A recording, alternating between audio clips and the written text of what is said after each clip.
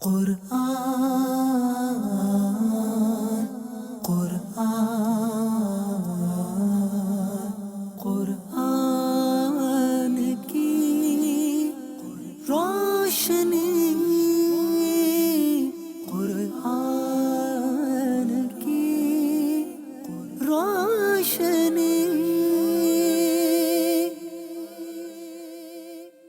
الحمد للہ رب العالمین والصلاة والسلام على سید المرسلین، اما بعد فاعوذ باللہ من الشیطان الرجیم، بسم اللہ الرحمن الرحیم۔ الصلاة والسلام علیک یا رسول اللہ وعلی آلک واصحابک یا حبیب اللہ۔ الصلاة والسلام علیک یا نبی اللہ وعلی آلک واصحابک یا نور اللہ۔ محترم ناظرین کرام، ہم آج پھر اپنے پروگرام قرآن کی روشنی میں آپ کو خوش آمدید کہتے ہیں۔ اس سے پہلے کہ ہم اپنے موضوع پر گفتگو کریں، آئیے درود پاک کی ایک فضیلت سماعت کرتے ہیں۔ سرکار دو عالم صلی اللہ تعالی علیہ وآلہ وسلم نے ارشاد فرمایا، زینوا مجالسکم بالصلاة علی فإن صلاتکم علی نور لکم یوم القیامہ، او کما قال علیہ السلام۔ فرمایا تم اپنی مجالس کو مجھ پر درود پاک پڑھ کر آراستہ کیا کرو، کیونکہ تمہارا مجھ پر درود پاک پڑھنا کل بروز قیامت تمہارے لیے نور ہوگا۔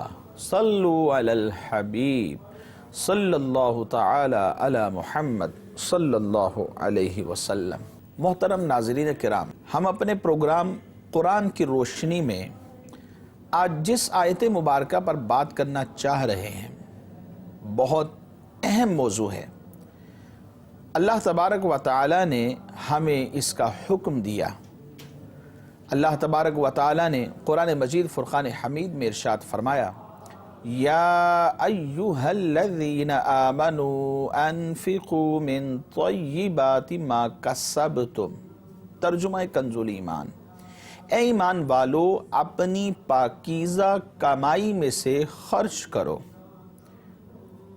اللہ تبارک و تعالی نے انسان کو عقل سلیم عطا فرمائی، اسے اشرف المخلوقات بنایا اور پھر دنیا میں بھیجا۔ اس انسان کو اللہ تبارک و تعالی نے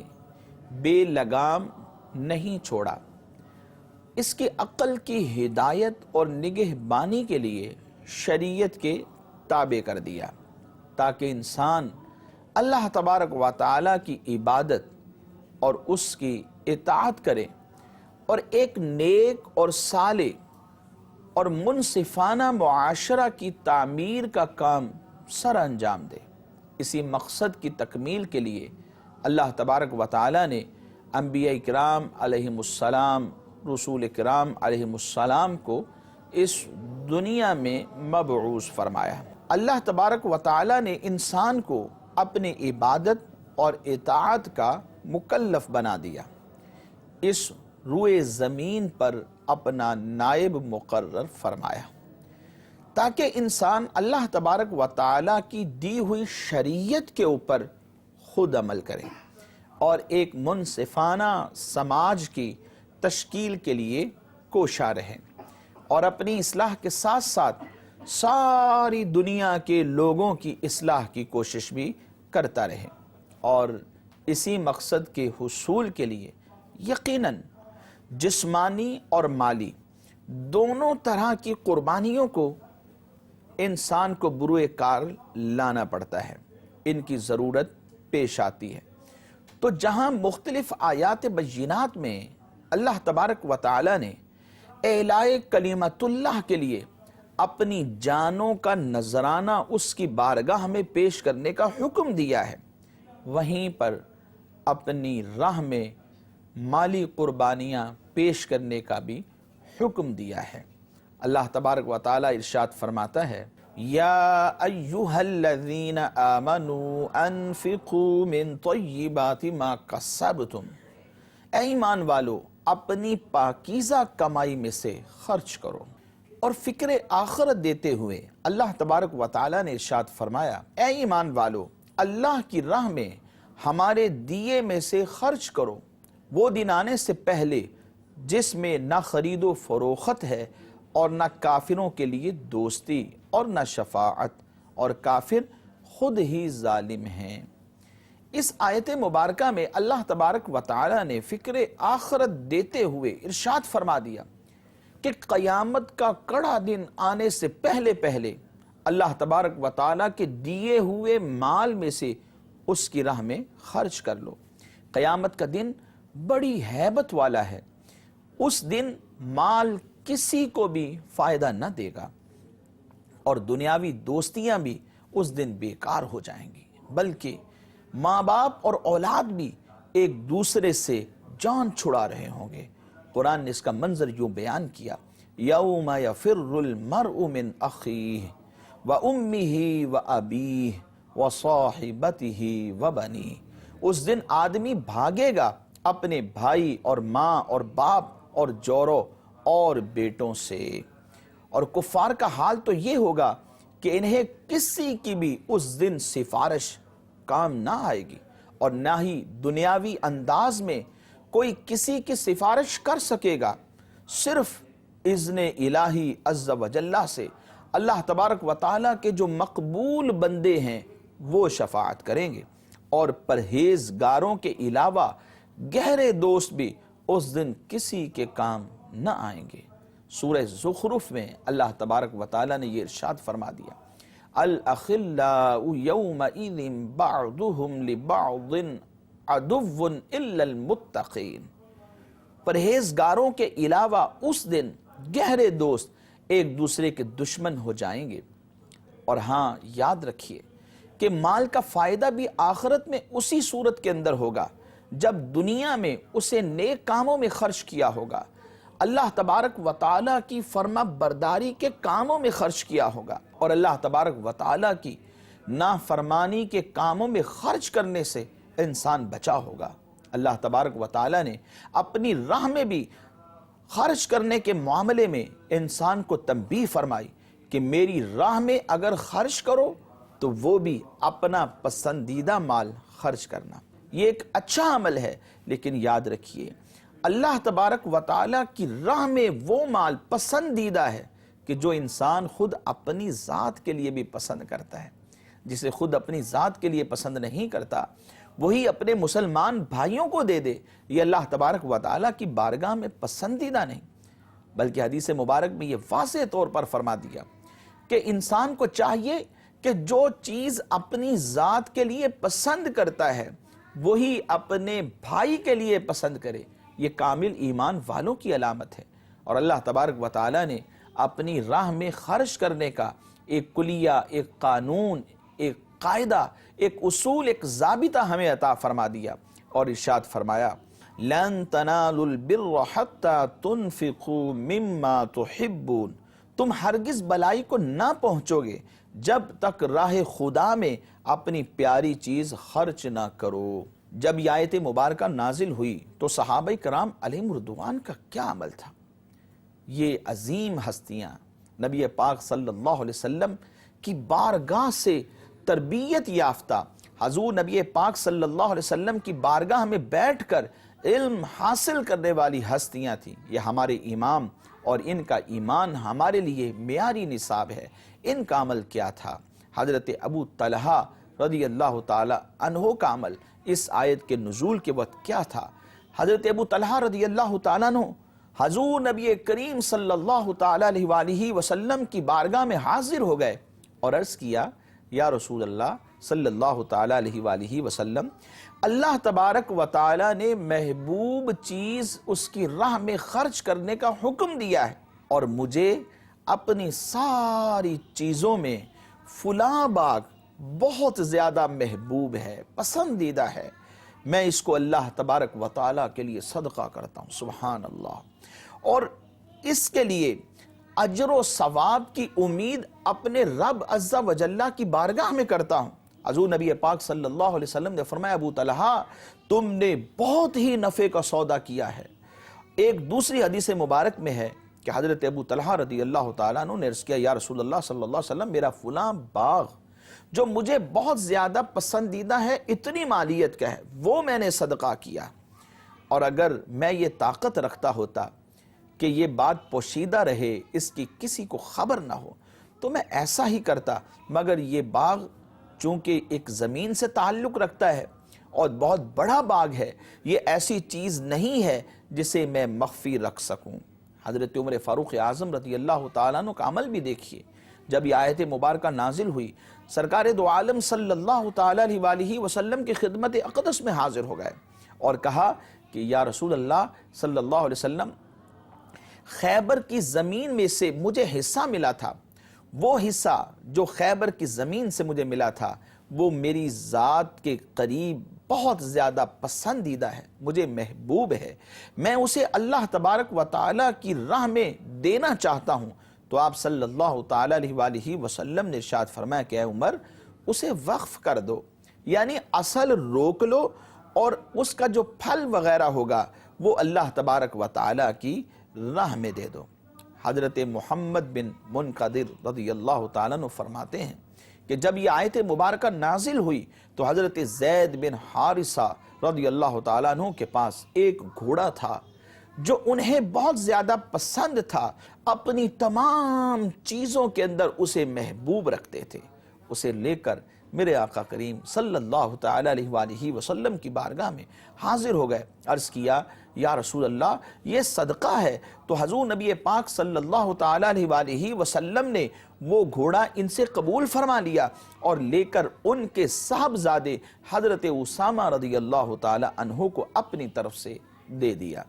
تو اس پر حضرت زید رضی اللہ تعالیٰ عنہ کے چہرے پر کچھ اثرات ایسے آئے جو گرانی کے اثرات تھے، یعنی یہ سوچنے لگے کہ ہمارے ہی گھر میں رہ گیا، یعنی میرا تھا اور میرے ہی بیٹے کو مل گیا۔ تو حضور نبی پاک صلی اللہ علیہ وسلم نے جب یہ آثار آپ نے محسوس کیے تو میرے آقا کریم صلی اللہ علیہ وسلم نے ارشاد فرمایا کہ اللہ تبارک و تعالی نے تمہارا صدقہ قبول فرما لیا ہے، اب میں چاہے اس کو تمہارے بیٹے کو دوں یا اور کسی رشتہ دار یا اجنبی کو دوں۔ الغرض یہ کہ اس آیت مبارکہ کے نازل ہونے کے بعد صحابہ کرام علیہم رضوان کی ایک جماعت تھی کہ جنہوں نے اپنی محبوب ترین چیزیں اللہ تبارک و تعالیٰ کی راہ میں صدقہ کر دیں، اور رسول اللہ صلی اللہ تعالیٰ علیہ وسلم نے صحابہ کرام علیہم رضوان سے وہ چیزیں وصول فرما کر ضرورت مندوں کے درمیان تقسیم فرما دیں، اور صحابہ کرام علیہم رضوان کے اس عمل سے ہماری بھی رہنمائی ہوئی کہ ہمیں اللہ تبارک و تعالیٰ کی راہ میں محبوب ترین چیزیں پیش کرنی چاہیے کہ اس سے اللہ تبارک و تعالیٰ راضی ہوتا ہے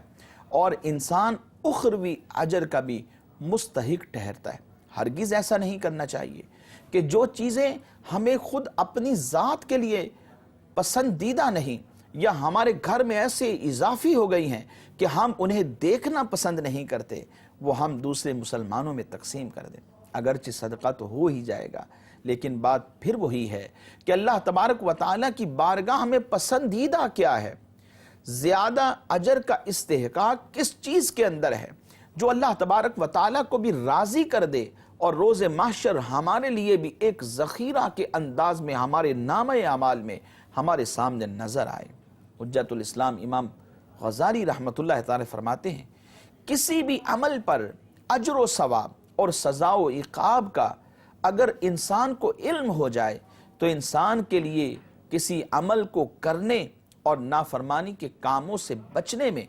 مدد ملتی ہے اور نیکی کے کاموں میں رغبت بھی بڑھ جاتی ہے۔ لہٰذا آئیے سماعت کرتے ہیں کہ نیکی کے کاموں پر اللہ تبارک و تعالی نے ہمارے لیے کیا کیا اجر رکھے ہیں۔ چنانچہ انفاق فی سبیل اللہ پر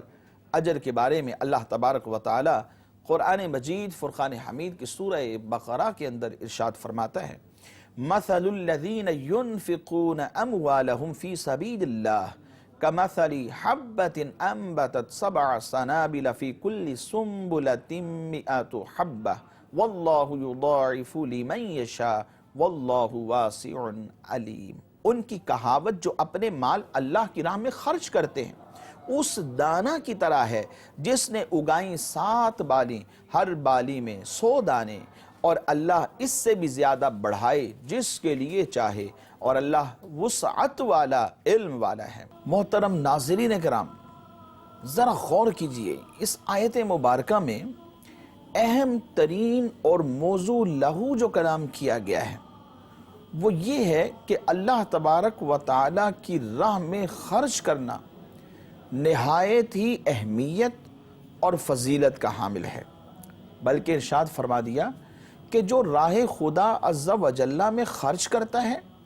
اس کی مثال اس شخص کی طرح ہے جس نے زمین کے اندر ایک دانہ بیج ڈالا اور پھر اس ایک دانے کی وجہ سے 7 بالیاں نکلیں اور ہر بالی میں 100 دانے ہیں۔ گویا کہ ایک دانہ ڈالنے پر 700 دانے میسر آئے۔ اللہ تبارک و تعالیٰ کی بارگاہ سے یہ نعمت مل گئی کہ اس بندے کو ایک دانے کی وجہ سے 700 دانے ملے، اور یہی حال ہے اس شخص کا جو اللہ تبارک و تعالیٰ کی راہ میں 1 درہم خرچ کرتا ہے۔ تو گویا ارشاد فرما دیا کہ اس بندے کو اللہ تبارک و تعالیٰ کی بارگاہ سے 700 دراہم خرچ کرنے کا ثواب عطا کیا جاتا ہے، اور صرف اسی پر بس نہیں ناظرین، اللہ تبارک و تعالیٰ وسعت والا ہے، وہ علم والا ہے، وہ جانتا ہے لوگوں کے دل کا خلوص کیسا ہے، وہ نیت سے واقف ہے، وہ دلی احوال سے باخبر ہے، وہ جس کے لیے چاہتا ہے اس کے لیے بڑھا دیتا ہے۔ اس کی رحمت بہت بڑی ہے، اس کے خزانے بھرے پڑے ہیں۔ اللہ جل مجدہ آگے ارشاد فرماتا ہے وَاللَّهُ يُضَاعِفُ لِمَن يَشَاءُ، اور اللہ تبارک و تعالی جس کے لیے چاہے اس سے بھی زیادہ بڑھا دے، اور اللہ جل مجدہ وسعت والا ہے، علم والا ہے۔ اسی طرح کی روایت کے اندر نبی پاک صلی اللہ تعالی علیہ وآلہ وسلم نے ارشاد فرمایا کہ جس شخص نے اللہ تبارک و تعالی کی راہ کے اندر خود گھر میں مقیم رہتے ہوئے 1 درہم خیرات کر دیا، یعنی خود نہ گیا اور 1 درہم خیرات کر دیا، تو اس کو 1 درہم خیرات کرنے پر 700 دراہم کا ثواب اللہ تبارک و تعالی اپنے فضل و رحمت سے عطا فرمائے گا۔ اور اگر وہ شخص خیرات کرنے کے ساتھ ساتھ خود بھی اللہ تبارک و تعالی کی راہ میں نکل گیا، راہ خدا عز و جل میں خود پہنچا، اور وہاں جا کر کے اس نے اللہ تبارک و تعالی کی بارگاہ میں خیرات کیا، تو فرمایا 1 درہم کرے گا تو اسے 7 لاکھ دراہم خرچ کرنے کا ثواب اللہ تبارک و تعالی کی بارگاہ سے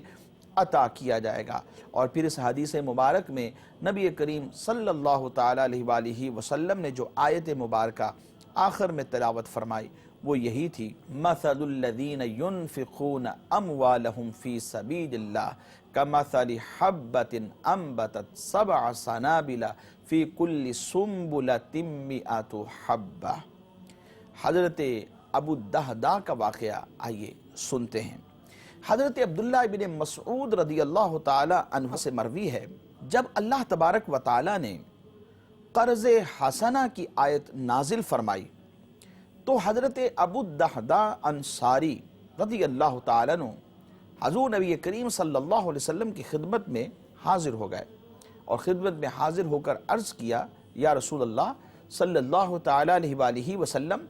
کیا اللہ تبارک و تعالی ہم سے قرض طلب فرماتا ہے؟ تو آپ صلی اللہ تعالی علیہ وآلہ وسلم نے جواباً ارشاد فرمایا کہ ہاں، اللہ تبارک و تعالی قرض طلب فرماتا ہے۔ تو وہ عرض کرنے لگے یا رسول اللہ صلی اللہ تعالی علیہ وآلہ وسلم، آپ اپنا دست مبارک مجھے دیجئے۔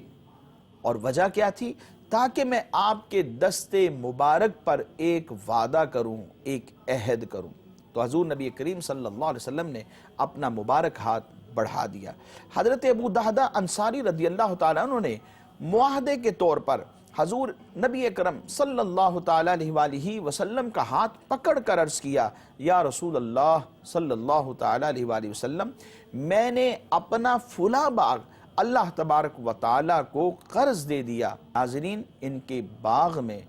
600 درخت تھے اور سارے ہی پھلدار تھے۔ یہ باغ ان کو پسندیدہ تھا، بڑا ہی محبوب تھا۔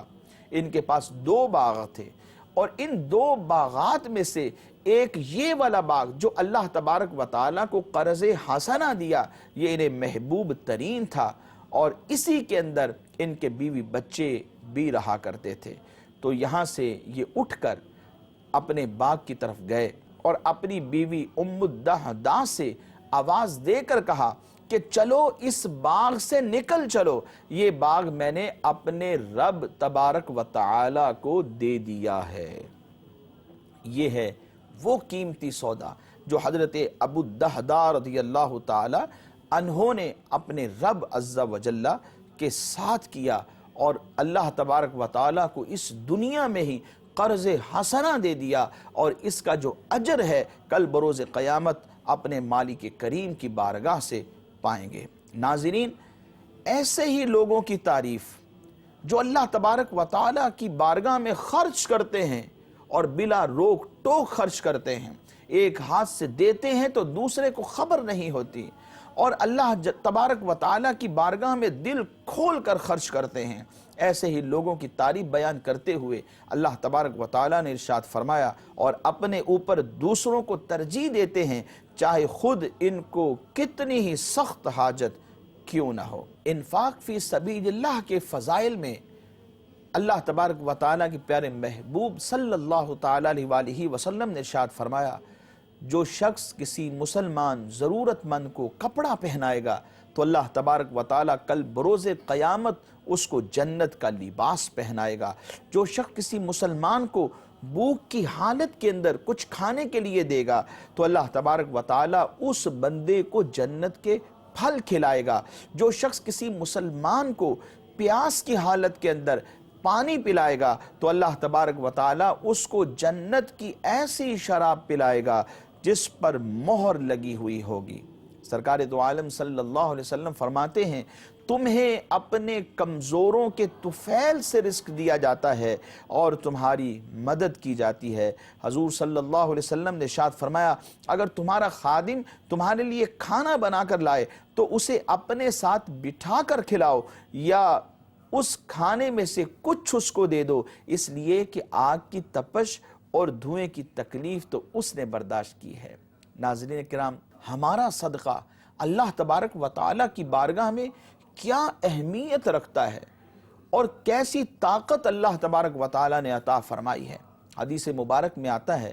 جب ان زمینوں کو اللہ تبارک و تعالیٰ نے تخلیق فرمایا، چونکہ ہر طرف پہلے پانی ہی پانی تھا، تو زمینیں پانی کے اوپر آ کر تھر تھرانے لگی، ان کے اندر کپ کپاہٹ ہو گئی، جیسے کشتی پانی کے اوپر کامتی ہے، جنبش کرتی ہے۔ تو اللہ تبارک و تعالیٰ نے ان زمینوں کے اوپر پہاڑوں کو نصب فرما دیا۔ ان پہاڑوں کی طاقت ایسی تھی کہ زمین کے اندر جو جنبش تھی وہ ساری کی ساری رک گئی۔ فرشتوں نے جب یہ منظر دیکھا تو اللہ جل مجدہ کی بارگاہ میں عرض گزار ہوئے، اے اللہ، حل من خلقک اشد من الجبال، یہ پہاڑ اتنے طاقتور ہیں کہ زمین کی جنبش کو انہوں نے روک دیا ہے، کیا ان پہاڑوں سے زیادہ طاقتور بھی کوئی چیز تیری مخلوق کے اندر موجود ہے؟ تو اللہ تبارک و تعالیٰ نے ارشاد فرمایا کہ ہاں، ان پہاڑوں سے زیادہ طاقتور لوہا ہے کہ جو ان پتھروں کو بھی توڑ دیتا ہے۔ تو فرشتوں نے پھر دوبارہ عرض کی، حل من خلقک اشد من الحدید، کیا لوہے سے بھی زیادہ طاقتور کوئی چیز تیری مخلوق کے اندر موجود ہے؟ تو اللہ تبارک و تعالیٰ نے ارشاد فرمایا کہ ہاں، وہ آگ ہے کہ جو لوہے کو گرم کر کے پگھلا دیتی ہے، نرم کر دیتی ہے، اور پھر لوگ اس سے جو بنانا چاہتے ہیں بنا لیتے ہیں۔ تو فرشتوں نے پھر عرض کیا کہ اے اللہ، کیا آگ سے بھی زیادہ طاقتور کوئی چیز تیری مخلوق کے اندر موجود ہے؟ تو اللہ تبارک و تعالی نے ارشاد فرمایا کہ ہاں، آگ سے زیادہ طاقتور پانی ہے کہ جو اس آگ کو بھی بجھا دیتا ہے۔ تو فرشتوں نے عرض کیا کیا پانی سے زیادہ بھی طاقتور کوئی چیز تیری مخلوق کے اندر موجود ہے؟ تو اللہ تبارک و تعالی نے ارشاد فرمایا کہ ہوا، کہ جو پانی کو اپنے زور پر جس طرف چاہتی ہے لے جاتی ہے۔ تو پھر فرشتوں نے عرض کیا کہ اے اللہ، کہ پہاڑوں سے زیادہ طاقتور لوہا ہے، اور لوہے سے زیادہ طاقتور آگ ہے، اور آگ سے زیادہ طاقتور پانی ہے، اور پانی سے زیادہ طاقتور ہوا ہے، تو کیا ہوا سے بھی زیادہ طاقتور تیری مخلوق کے اندر کوئی چیز موجود ہے؟ تو اللہ تبارک و تعالی نے ارشاد فرمایا ہاں، اس مخلوق کے اندر جو ہوا سے بھی زیادہ طاقتور چیز ہے وہ ابن آدم کا وہ صدقہ ہے کہ جو اپنے دائیں ہاتھ سے دیتا ہے اور بائیں کو خبر نہیں ہوتی۔ ناظرین کرام، اللہ تبارک و تعالیٰ کی بارگاہ میں ہمارے صدقات بہت زیادہ اہمیت کے حامل ہیں، اور جو اللہ کی بارگاہ میں خیرات کرتے ہیں، اللہ تبارک و تعالیٰ ان کے مال کو بڑھا دیتا ہے، اور کیسے انتظام کرتا ہے؟ جس کے لیے اللہ اپنی مشیت اور ارادت سے بڑھانا چاہتا ہے اس کے لیے بڑھا دیتا ہے۔ صحیح مسلم شریف کی حدیث مبارک میں ہے، فرماتے ہیں کہ نبی کریم صلی اللہ علیہ وسلم ارشاد فرمایا، ایک شخص جنگل میں تھا، ایک ابر میں آواز سنی کہ فلاں کے باغ کو سیراب کرو۔ وہ ابر ایک کنارے ہو گیا اور اس نے پانی سنگستان میں گرایا، اور ایک نالی نے وہ سارا پانی لے لیا۔ وہ شخص پانی کے پیچھے ہو لیا، ایک شخص کو دیکھا کہ اپنے باغ میں کھڑا کھرپیا سے پانی پھیر رہا ہے۔ اس نے کہا کہ اے اللہ کے بندے، تیرا نام کیا ہے؟ اس نے کہا فلاں نام ہے، وہی نام جو اس نے ابر سے پہلے سنا تھا۔ اس نے کہا اے اللہ کے بندے، تو میرا نام کیوں پوچھتا ہے؟ تو اس نے کہا کہ میں نے اس ابر میں سے جس کا یہ پانی ہے ایک آواز سنی کہ وہ تیرا نام لے کر کہتا ہے کہ فلاں کے باغ کو سیراب کر، تو کیا کرتا ہے؟ تیرا عمل کیا ہے کہ پانی یہاں پر تیرے باغ کو سیراب کرنے کے لیے بھیجا جاتا ہے؟ تو اس نے جواب دیا، جو کچھ اس سے پیداوار ہوتی ہے اس میں سے 1/3 اللہ کی راہ میں خیرات کر دیتا ہوں، اور 1/3 اپنے اور اپنے بال بچوں کے لیے رکھتا ہوں، اور 1/3 بونے کے لیے رکھ لیتا ہوں۔ ناظرین، سنا آپ نے کہ اللہ تبارک و تعالی اپنی راہ میں خیرات کرنے والوں کے رزق کو کیسے بڑھا دیتا ہے۔ ہم بھی اگر اس کی راہ میں خیرات کریں گے وہ ہمارے رزق کو بھی بڑھا دے گا۔ محترم ناظرین، ہمارے آج کے اس پروگرام قرآن کی روشنی کا وقت اختتام کو پہنچا جاتا ہے۔ آئندہ تک کے لیے آپ سے اجازت چاہتے ہیں اور دعا گو ہیں کہ اللہ تبارک و تعالی ہم سب کو اپنی راہ میں اپنی پسندیدہ چیزیں خیرات کرنے کی توفیق نصیب فرمائے، اور جو خیرات کریں وہ اللہ رب العزت اپنی بارگاہ میں قبول بھی فرمائے۔ آمین بجاہ النبی الامین صلی اللہ تعالی علیہ وسلم۔ قرآن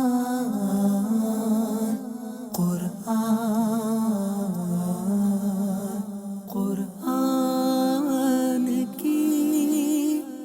روشنی، قرآن کی روشنی